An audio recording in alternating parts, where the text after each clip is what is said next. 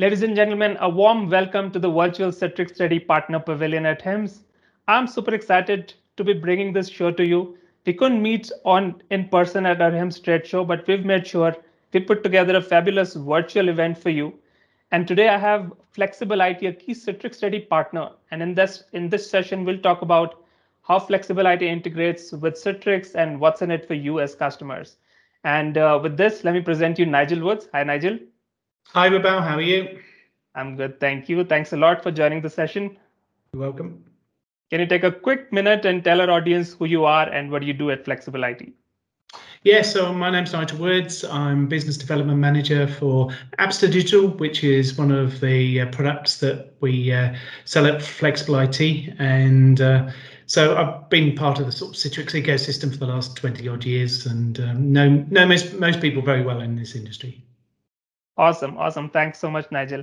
Now, let me bring you the first question. There's always a confusion for me personally, and could be for some of the customers. What is the difference between Flexxible IT and Apps to Digital? What are these two different domains? Yeah, so we've come out of Flexxible IT, which Flexxible is all around the management of Citrix. So putting a layer over top, easing any of the management burden and bringing in a lot of extra functionality to that side. Whereas the Apps Digital product really came out of, once you've built these desktops with Citrix, got a fantastic solution there. It was always, where are my applications? How am I going to find the details of my applications? And that's where Apps to Digital comes in. Awesome, great. So on that note, can you elaborate a little bit more around your integration with Citrix? If somebody is using CVAD or Citrix Workspace, for example, where does Apps to Digital fit in, and where does that integrate with Citrix? Sure. So if you think about your whole organization, you've got applications all over the place. You may have some current Citrix implementations, but we want to be able to look at everything that a user is doing, especially after the pandemic, where there's been lots of use of applications at home, and there's a vast spread of, but not only applications, but their versions, etc. So what we do is that we look at all of the implementations. So we essentially can look at every application use, whether that's physically, virtually, across both areas, and then look at what resources we need to be able to do them. So we understand those applications, what versions are being used, how they're being used, when they're being used, if they're being used, for instance. So when you're actually creating a CVAD, or you're using Citrix Workspace, locally as well, we can then be able to deliver the right applications, the right resources for these. If you're on Citrix Cloud, for instance, you want to make sure the desktops have got the right resources that are required to do this. So we bring all of this information in there, and then we have integrations into Citrix Cloud so that we can actually build these applications up and deploy them directly into there. Awesome. All right. Now, most of our audience, if I may say, all of our audience would be from the healthcare industry. Now, if you want to sort of elaborate on why and how your solution work for our healthcare customers, that'd be great. Yeah, sure. What you find with most healthcare customers is they will have a broad range of applications, and this could be from legacy all the way through to anything through to software as a service, and it's a big challenge for the IT administrators of any healthcare organization to picture everything that is required to make this work. So invariably what happens is you go to production and you're missing some of your applications, or you're missing some of the key dependencies because they haven't come out through the discovery process.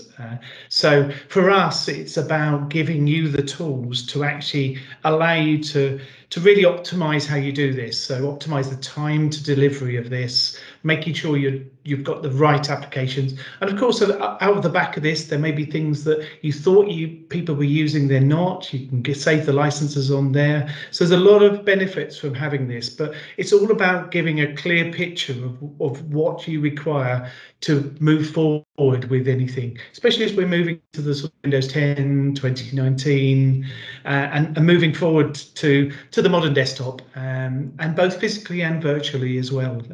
Obviously with Citrix Workspace having that on board as well. So if I understand that correctly, if I'm an IT admin, let's say at a hospital, your solution will help me analyze as well as digitally transform my IT infrastructure. Is that the understanding? Yeah, correct. So we can analyze all of the endpoints. So if they are on physical at the moment, or you may be on an older version of Citrix that you need to upgrade. So a lot of Windows 2008 R2 still out there that needs to be moved. It's understanding what's there and how we can move that forward. But also, once we've got that details, we can then take the application that we've found and understood, package it and deploy it automatically, for instance, to Citrix Cloud. That's great. That's great. Can we see a quick demo of your product in action? Yeah, absolutely. Yes. So there we are. How's that? Yep, now I can see it. Excellent. Okay, so what we do is we put an agent on to the devices so that we can, and it's all cloud-based, so we could set up within 5 minutes and already be understanding the application landscape. And it's all, as I say, it's all cloud-based. And this is the portal that we bring all the information into. So admin.appsdigital.com will give you the access as a customer to see all of the details. So this is our test system. I can come in here and actually take a look at everything we've got, all the applications that we've discovered. So we've found 1,046 applications, for instance. You notice that we see Mac and Android. This is all to do with our well-being piece as well, which is another area we do. But just taking in, this is just a few desktops that we have. And I'll come into Adobe Acrobat DC, which we're all running. Already you see all of the different versions of an application. Now, from a support perspective, this can be disastrous because each of these, and there's 15 different versions of Adobe, for instance, each of them could have a different support need. And if we can understand what they are, and we can actually look down in the historical sessions and actually see who is using these older ones, because we need to be able to resolve that for a start so that we can sort of simplify it. Once we've found all of that details, we can come down and actually, we have what we call application groups. Automatically, we learn, we have a machine learning algorithm that tries to put the applications into the necessary departments that we have, these groups. So for instance, we have critical applications, which are the ones that everybody uses. So if I click into there, we'll be able to see the typical Microsoft Office, Chrome, Edge, those sort of things into there. Departmental will be slightly lesser used, but ones that we see as sort of standard applications that are required. But the nice thing here is you can create your own. So we can go in, I won't do it now, but we can go in and create groups and say, actually, I want to have a consultants one, and we put all the applications in there. And for instance, perhaps there's a particular department in a hospital that just needs this set of apps. Let's put it in there, because once we've got that details, we can then start reporting on it. So we can come into the application resources, for instance, and we can actually take a look and say, well, let's see what resources we need to be able to do critical applications. And we can drill down and say, actually, this is a quite peak time. Let's just have a look at what we need to do here.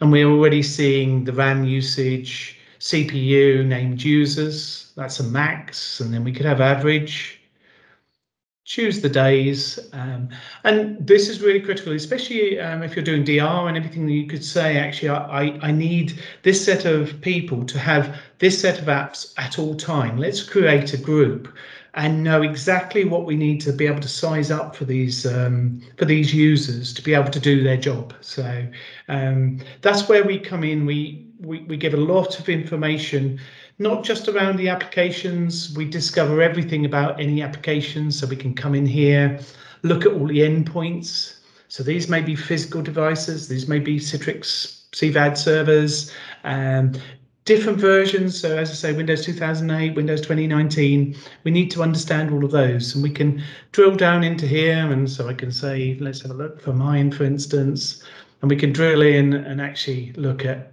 those. What applications do I use?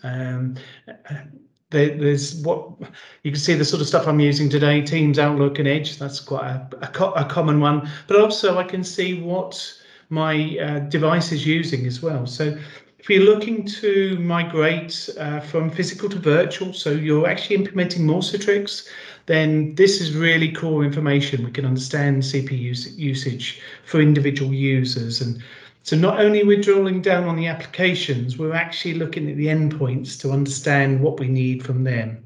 And the final bit, of course, is if you're going the Citrix workspace piece, then and you're integrating micro apps, you're integrating more into that as well as your CVAD, then your endpoints are becoming more important than ever. So understanding what your endpoints are, understanding what resources you need to do your job at the moment, as well as moving forward to when you get to Citrix Workspace, is key.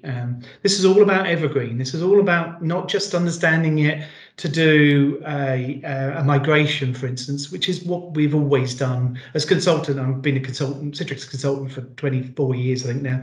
And the times I've actually gone and tried to find all of this information out, done a project, fixed it, finished it, and then 5 years later, there's a new operating system, you go and do exactly the same thing again.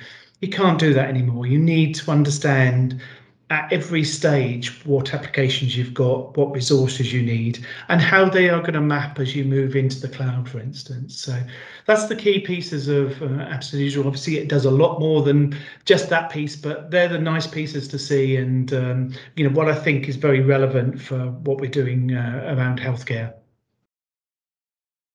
Awesome. So to my eyes, this makes an IT admin's job really simple.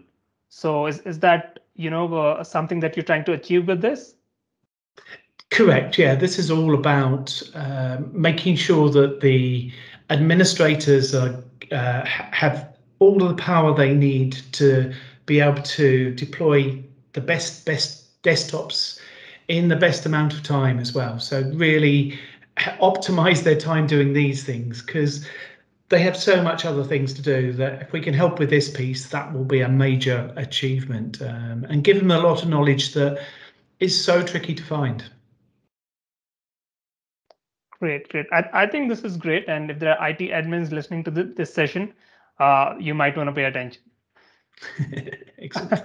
All right, Nigel, let's put the presentation away and let's move into a little bit difficult, if I must say, tricky territory. I want to understand your competition and how do you differentiate among them?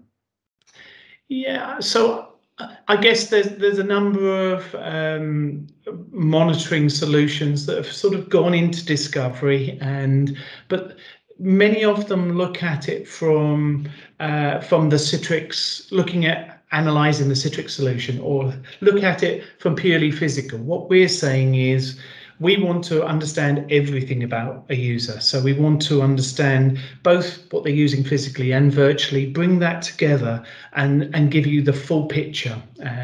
Our integrations with Citrix are also pretty unique, and the whole discovery to deploy piece is all included in the solution. So, and of course, the other thing is, this is simple. We see a lot of monitoring solutions which are very complex and needs a lot of infrastructure to get it set up and everything. So I've done this for customers, and within 5 minutes, we're getting very relevant information out. Does take time. Normally you would do a 30 2-day sort of process, so you get month ends and everything like that. But to actually switch this on, we can give you and get you set up and start getting the information that would probably take you months to get right across the world. This is a cloud-based system. I think that's what's the unique thing here. It's just simplicity. Awesome. That's great. Thank you for explaining that, Nigel. Appreciate it. Now, if our audience want to get in touch with you and figure out more about your solution, where should they go? So the absolutedigital.com is the place for it. You'll be able to see some videos on there and request more information from there. And of course, from the Citrix Ready webpage, has got all details around from our flexible offerings with Absolute Digital. Awesome. All right. Thanks so much, Nigel. So, ladies and gentlemen, if you do want to learn more about the flexible IT solution, please go to citrixready.citrix.com and just search for flexible IT, and you'll get all the latest and greatest that these guys are up to. With that, thanks so much for your time. Any last words, Nigel? Speak now or forever hold your peace. No, always pleasure.